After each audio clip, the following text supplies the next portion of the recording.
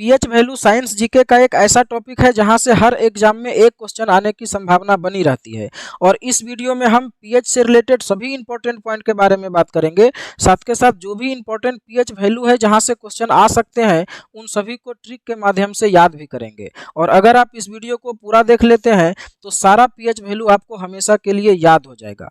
तो आइए शुरू करते हैं। इसके पहले अगर आप चैनल पर नए हैं तो सब्सक्राइब करके नोटिफिकेशन बेल को ऑन कर लें ताकि ऐसे ही बेहतरीन वीडियो आपको डेली मिलता रहे। और हम सबसे पहले बात करेंगे पीएच के पूरा नाम के बारे में। पीएच का पूरा नाम होता है पावर ऑफ हाइड्रोजन या potential of hydrogen. Power of hydrogen या पोटेंशियल ऑफ हाइड्रोजन ये होता है पीएच का पूरा नाम। और पीएच वैल्यू से तीन चीजें पता लगाई जाती है। कोई भी सॉल्यूशन या कोई भी लिक्विड अम्लीय है कि क्षारीय है कि उदासीन है, मतलब एसिडिक है कि बेसिक है कि न्यूट्रल है, ये पता लगाया जाता है पीएच वैल्यू से।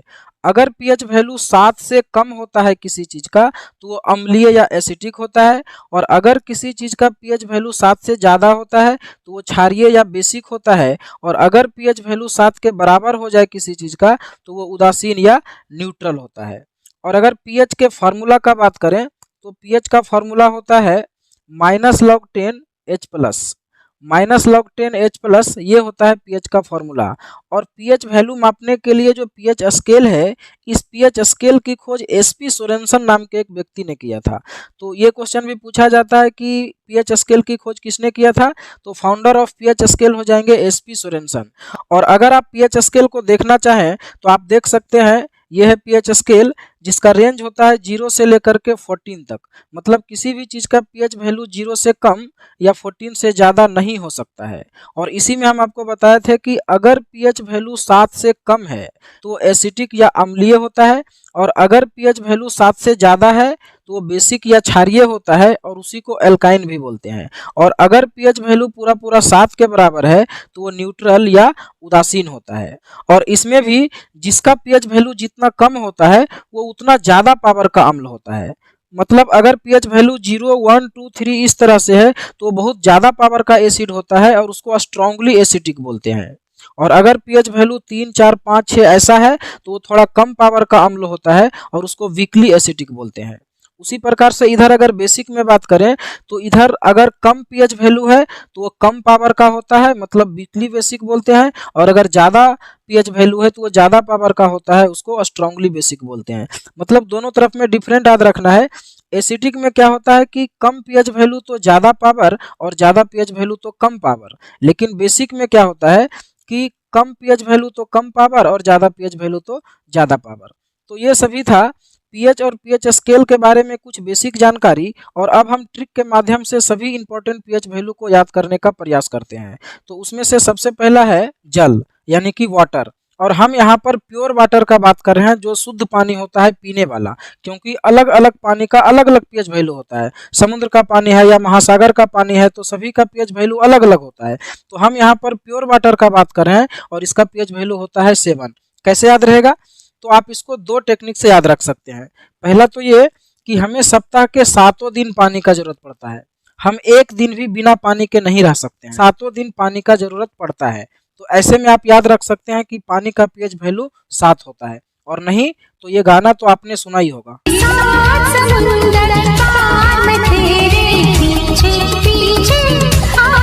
7 समुंदर पार में तेरे पीछे पीछे आ गई।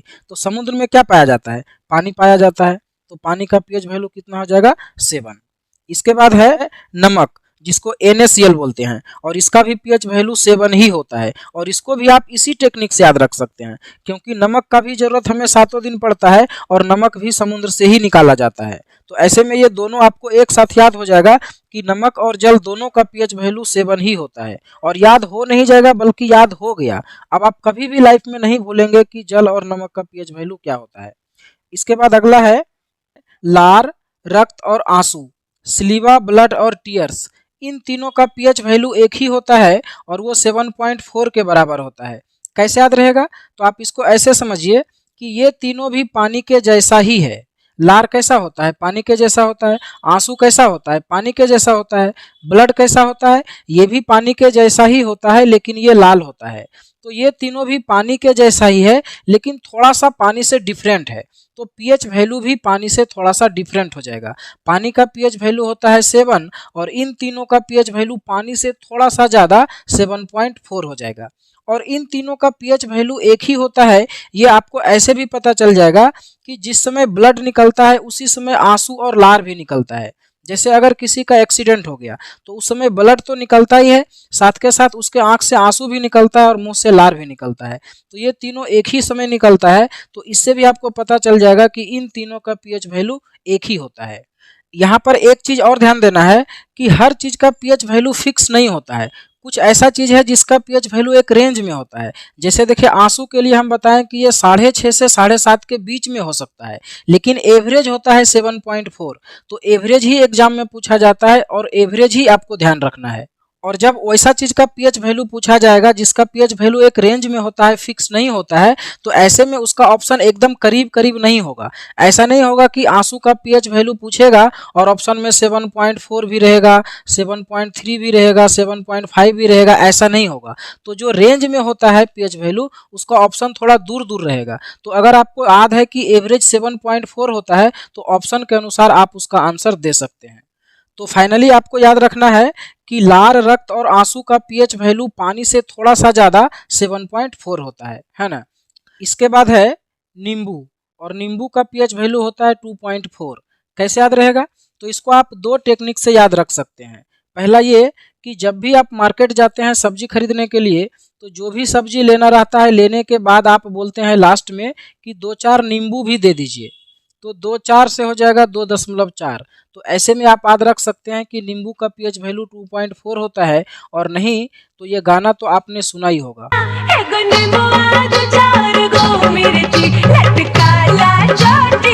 एगो नींबुआ 2-4 गो मिर्ची, तो 2-4 से हो जाएगा 2.4। तो ऐसे भी आप याद रख सकते हैं कि नींबू का पीएच वैल्यू 2.4 होता है। इसके बाद है टमाटर। टमाटर का पीएच वैल्यू होता है 5.4 और टमाटर के रस का पीएच वैल्यू होता है 5.1। कैसे याद रहेगा?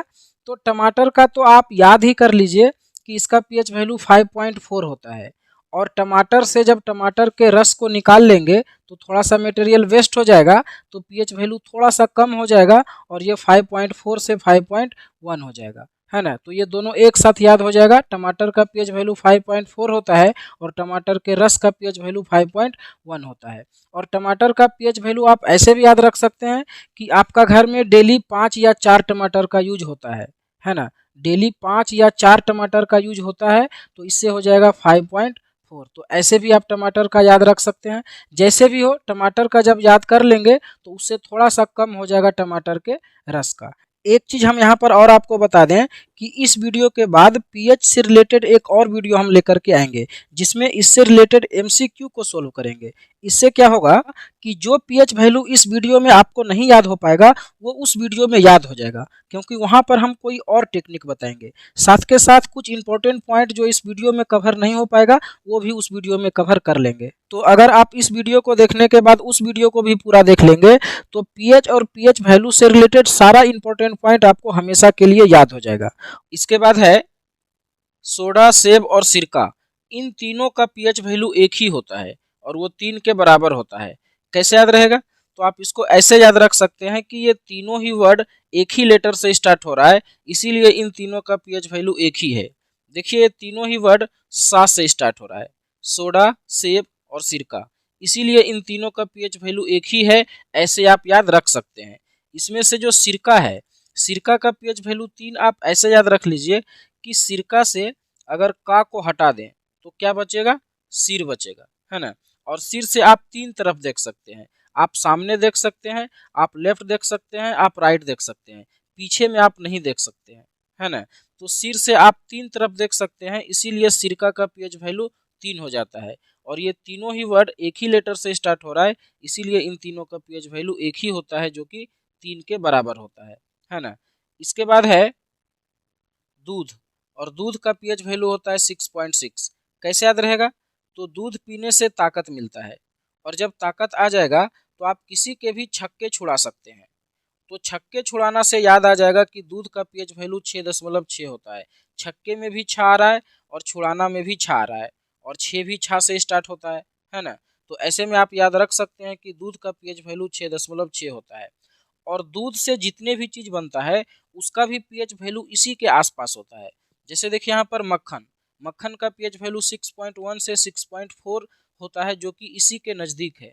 तो इसी से आप रिलेट करके याद रख सकते हैं कि मक्खन भी दूध से ही बनता है, तो इसका भी पीएच वैल्यू इसी के आसपास होगा, है ना। इसके बाद है पनीर, और पनीर का पीएच वैल्यू होता है 5.9। अब देखिए पनीर भी दूध से ही बनता है, तो ये भी इसी के आसपास है। देखिए 5.9 का मतलब क्या हुआ, लगभग 6 हुआ, तो ये भी इसी के बराबर होता है।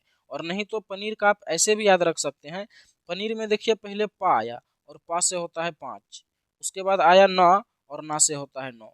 तो ऐसे भी आप याद रख सकते हैं पनीर का पीएच वैल्यू 5.9 होता है, पा से 5 और ना से 9। इसके बाद है बैटरी अम्ल, जिसमें H2SO4 रहता है, और हाइड्रोक्लोरिक अम्ल। इन सभी का पीएच वैल्यू कैसे याद रहेगा, तो इस तरह का जो भी अम्ल रहता है ये बहुत ही ज़्यादा पावर का एसिड होता है। और हम आपको बताए थे जब पीएच स्केल के बारे में बता रहे थे कि जो बहुत ज़्यादा पावर का एसिड होता है उसका पीएच वैल्यू बहुत कम होता है। तो इस तरह का जो भी अम्ल रहेगा उसका पीएच वैल्यू हमेशा एक ही होता है। बैटरी अम्ल का भी एक होता है और हाइड्रोक्लोरिक अम्ल का भी एक ही होता है। लेकिन हाइड्रोक्लोरिक अम्ल में दो तरह का होता है, एक होता है तनु और एक होता है सांद्र। तो सांद्र हाइड्रोक्लोरिक अम्ल जो है वो तनु हाइड्रोक्लोरिक अम्ल से भी ज़्यादा पावर का एसिड होता है, तो इसका पीएच वैल्यू इससे भी कम हो जाता है और ये 0 होता है। तो आपको याद रखना है कि इस तरह का जो भी अम्ल रहेगा इसका पीएच वैल्यू बहुत कम होता है, तो या तो 1 हो जाएगा नहीं तो फिर 0 होगा। इसके बाद अगला है शराब यानी कि वाइन, और इसका पीएच वैल्यू होता है 2.8। कैसे याद रहेगा, तो आप इसको ऐसे याद रख सकते हैं कि जब शराब का 2 पैक अंदर जाता है तो सभी कुछ उसको 8 दिखाई देने लगता है। जब 2 पैक अंदर जाता है तो उसको कुछ दिखता ही नहीं है, उसको केवल 8 ही दिखाई देता है। तो ऐसे में आप याद रख सकते हैं कि शराब का पीएच वैल्यू 2.8 होता है। इसके बाद है बियर, और बियर का पीएच वैल्यू होता है 4.5। कैसे याद रहेगा, तो बियर से 2 पैक में कुछ भी नहीं होगा, जब तक 4 या 5 पैक अंदर नहीं जाएगा तो कुछ होगा ही नहीं।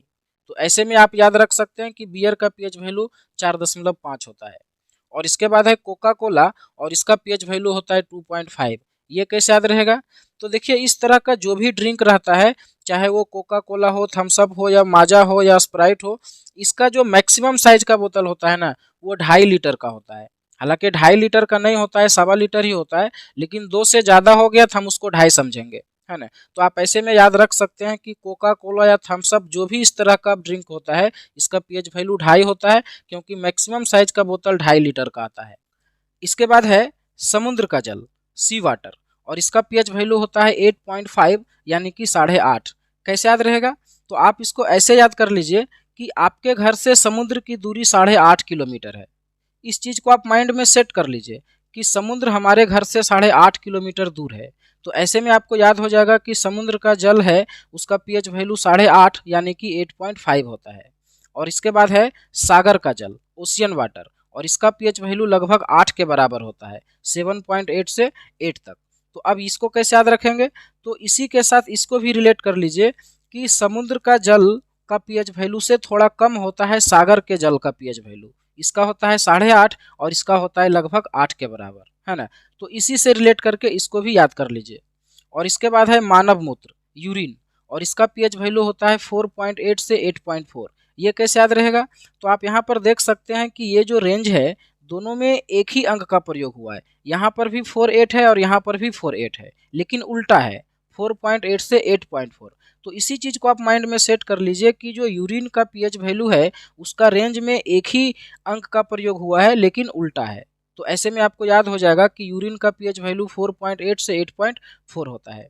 इसके बाद अगला है चाय, टी, और इसका पीएच वैल्यू होता है 5.5। कैसे याद रहेगा, तो आप इसको ऐसे याद कर लीजिए कि चाय जो है वो 5-5 रुपया में मिलता है, और यहाँ पर भी देखिए 5-5 लिखा हुआ है। तो ऐसे में आपको याद हो जाएगा कि चाय का पीएच वैल्यू 5.5 होता है, और चाय पीने से स्किन जो है हेल्दी रहता है। आप इसको ऐसे ही समझिए कि चाय पीने से स्किन हेल्दी रहता है, तो हेल्दी स्किन का भी पीएच वैल्यू 5.5 ही होता है, चाय के बराबर, है ना। तो आप इसको रिलेट करके याद कर सकते हैं कि चाय का पीएच वैल्यू 5.5 होता है और चाय पीने से स्किन हेल्दी रहता है, तो इसका भी पीएच वैल्यू 5.5 ही होता है ना। इसके बाद है कॉफ़ी, और कॉफ़ी का पीएच वैल्यू होता है 5। ये कैसे याद रहेगा? तो आप इसको ऐसे याद कर सकते हैं कि चाय जब 5 रुपया में मिलता है तो कॉफ़ी भी 5 रुपया में मिलता है, ऐसे याद रख सकते हैं। और नहीं तो आप ऐसे भी याद रख सकते हैं कि कॉफ़ी का पीएच वैल्यू चाय से थोड़ा सा कम होता है, तो चाय का होता है 5.5 और कॉफ़ी का होता है 5। तो जैसे भी हो आपको एक दूसरे से रिलेट करके याद रखना है। पसीना, और पसीना का पीएच वैल्यू होता है 4.5। कैसे याद रहेगा? तो आप इसको ऐसे समझिए कि दिन में चाहे जितना भी गर्मी हो, जितना भी पसीना आता हो, लेकिन जैसे ही शाम के 4:30 बजते हैं तो पसीना आना बंद हो जाता है। तो 4:30 बजे के बाद पसीना आना बंद हो जाता है। इसी से याद हो जाएगा कि पसीना का पीएच वैल्यू 4.5 होता है, यानी कि 4.5। और अगला है अंडा, और अंडा का पीएच वैल्यू होता है 7.8। ये कैसे याद रहेगा? तो आप इसको ऐसे याद करिए कि अंडा जो है नॉर्मली 7 रुपया या 8 रुपया पीस मिलता है, हमेशा इसी रेंज में रहता है, कभी 7 रुपये पीस, कभी 8 रुपये पीस, आप ऐसे ही याद कर लीजिए, है ना। तो अंडा का पीएच वैल्यू क्या हो जाएगा? 7.8। और इसके बाद है टूथपेस्ट, और इसका पीएच वैल्यू होता है 8.9। कैसे याद रहेगा? तो आप इसको ऐसे याद करिए कि टूथपेस्ट का इस्तेमाल आप या तो 8 बजे सुबह में करते हैं, नहीं तो 9 बजे करते हैं, इसी के आसपास करते हैं, 8 बजे या 9 बजे, है ना। तो ऐसे में आप याद कर लीजिए कि टूथपेस्ट का पीएच वैल्यू होता है 8.9। और इसके बाद अगला है मछली, फिश, और इसका पीएच वैल्यू होता है 6.6 से लेकर के 6.8 तक। कैसे याद रहेगा? तो आप इसको ऐसे याद करिए कि मछली में भी दूध के जैसा ही प्रोटीन पाया जाता है। तो जब दूध पी करके छक्के छुड़ा सकते हैं तो मछली खाकर भी छक्के छुड़ा सकते हैं। तो छक्के छुड़ाने से याद हो जाएगा 6.6, यानी कि मछली का पीएच वैल्यू दूध के लगभग बराबर होता है। दूध का होता है 6.6 और इसका भी होता है 6.6 से लेकर के 6.8 तक, है ना। और इसके बाद है अचार। अचार का पीएच वैल्यू होता है 3.5 से लेकर के 3.9 तक। कैसे याद रहेगा? तो देखिए, अचार से अगर आ को हटा दें तो इधर क्या होता है? 4 हो जाता है। तो इसका पीएच वैल्यू भी 4 के करीब होता है। देखिए 3.5 से 3.9 तक है, तो ये क्या हुआ? ये लगभग 4 के करीब हुआ। तो आप ऐसे भी याद रख सकते हैं कि अचार से जब आ को हटा देते हैं तो 4 बचता है और इसका पीएच वैल्यू 4 के करीब होता है। और नहीं तो आप इसको ऐसे भी याद रख सकते हैं कि ये जो अचार है इसमें से आ को अलग कर लीजिए, तो इधर क्या बचता है? 4। तो ये 4 हुआ, और आ से हम समझते हैं कि आधा है, तो 4 से अगर आधा कम कर देंगे तो 3.5 आ जाएगा, है ना। जब 4 में से आधा कम कर देंगे, आ से आधा, और इधर 4 है, तो 4 में से आधा कम कर देंगे तो क्या हो जाएगा? 3.5 हो जाएगा। तो यहाँ से भी पता चल जाएगा कि 3.5 से अचार का पीएच वैल्यू शुरू होगा और ये 3.9 तक जाता है। तो जैसे भी हो आपको इसको याद रखना है। और इसके बाद है लाल मांस, और लाल मांस का पीएच वैल्यू होता है 5.4 से लेकर के 6.2 तक। ये कैसे याद रहेगा? तो लाल मांस को आप टमाटर से रिलेट करिए, क्योंकि टमाटर भी लाल होता है और यहाँ भी लाल आ रहा है ना। तो अगर आप इसको टमाटर से रिलेट करेंगे तो आपको याद आ जाएगा कि टमाटर का पीएच वैल्यू होता है 5.4, और इसका भी पीएच वैल्यू यहीं से शुरू हो रहा है ना। तो टमाटर से रिलेट करके इसको याद रख सकते हैं। टमाटर का पीएच वैल्यू 5.4 होता है और लाल मांस का पीएच वैल्यू 5.4 से लेकर के 6.2 तक होता है। इसके बाद है अम्लीय वर्षा और सामान्य वर्षा, एसिटिक रेनफॉल और नॉर्मल रेनफॉल। अब इन दोनों को भी देखिए रिलेट करके याद करिए। सामान्य वर्षा का जो पीएच वैल्यू है वो अम्लीय वर्षा से थोड़ा सा ज़्यादा होता है, ऐसे करके रिलेट करके आप याद कर लीजिए, है ना। तो अम्लीय वर्षा का होता है 5 और सामान्य वर्षा का होता है 5.5 से 6। अब देखिए कुछ एक चीज़ तो आपको याद करना ही पड़ेगा, हर एक चीज़ के लिए आप ट्रिक नहीं बना सकते हैं। तो अम्लीय वर्षा का आप याद कर लीजिए कि 5 होता है, और सामान्य वर्षा का इससे थोड़ा ज़्यादा होता है और वो 5.5 से 6 के बीच में होता है ना। इसके बाद है बड़ी आंत और छोटी आंत, लार्ज इंटेस्टाइन और स्मॉल इंटेस्टाइन। अब देखिए इन दोनों को भी आप रिलेट करके याद कर सकते हैं, दोनों एक जैसा है ना। बड़ी आंत का होता है 5.4 और छोटी आंत का होता है 7.4। तो यहाँ पर देखिए आपको कैसे याद रखना है कि बड़ी आंत का पीएच वैल्यू कम होता है और छोटी आंत का पीएच वैल्यू ज़्यादा होता है ना। तो आपको इसको याद रख लेना है, बड़ी आंत का 5.4 और छोटी आंत का 7.4। तो अभी तक मैंने जितने भी इम्पोर्टेंट पीएच वैल्यू थे उन सभी को ट्रिक के माध्यम से आपको याद करवा दिया। लेकिन इसके अलावा और भी कुछ पीएच वैल्यू हैं जहां से कभी कभी क्वेश्चन आ जाता है, तो आप उसको भी याद रख सकते हैं। जैसे यहाँ पर है रोटी, रोटी का पीएच वैल्यू होता है 5.3 से लेकर के 5.8 तक। केला, इसका पीएच वैल्यू होता है 4.5 से लेकर के 5.2 तक। फिर है संतरा, इसका पीएच वैल्यू होता है 3.7। इसके बाद है सोडियम हाइड्रोक्साइड, NaOH, इसका पीएच वैल्यू होता है 14। कैल्शियम हाइड्रोक्साइड, इसका होता है 12.4। बेकिंग सोडा, इसका होता है 8.3। इसके बाद है जठर अम्ल, जिसको गैस्ट्रिक एसिड बोलते हैं, इसका होता है 1.5। पीतरस वाइल जूस, इसका होता है 7.5 से लेकर के 8 तक। इसके बाद है दही और गाजर का रस। दही और गाजर का रस, इन दोनों का पीएच वैल्यू बराबर होता है और वो 6 होता है ना। इसके बाद है अमोनिया। अमोनिया का पीएच वैल्यू होता है 11.6 और मिल्क ऑफ मैग्नीशिया का पीएच वैल्यू होता है 10.5। और इसके बाद है किसी व्यक्ति के खून के पीएच मान में कितना परिवर्तन होने से उसकी मृत्यु हो जाएगी, तो इसका आंसर होगा 0.2। अगर किसी भी व्यक्ति का जो ब्लड है उसके पीएच मान में अगर 0.2 का परिवर्तन होता है, या तो 0.2 ज़्यादा हो जाए या फिर कम हो जाए, तो ऐसे में उस व्यक्ति की मृत्यु हो जाएगी, है ना। और इसके बाद है भोजन के बाद लार के पीएच मान पर क्या प्रभाव पड़ता है, तो ये कम हो जाता है। भोजन के पहले लार का जो पीएच वैल्यू होता है, भोजन के बाद उससे कम हो जाता है। तो ये क्वेश्चन भी पूछा जाता है, तो इसको भी आपको ध्यान रखना है। तो ये वीडियो तो यहीं पर समाप्त होता है, लेकिन इसके बाद एक और वीडियो लेकर के आएंगे पीएच से रिलेटेड। उस वीडियो को आप जरूर देखिएगा, क्योंकि वहाँ पर हम एमसीक्यू को सोल्व करेंगे। इससे आपका सारा रिवीजन भी हो जाएगा, साथ के साथ जो पीएच वैल्यू यहाँ पर आपको नहीं याद हो पाया वो आपको उस वीडियो में याद हो जाएगा। साथ के साथ कुछ इंपॉर्टेंट पॉइंट जो छूट गया होगा इस वीडियो में, उसको हम उस वीडियो में कवर कर लेंगे।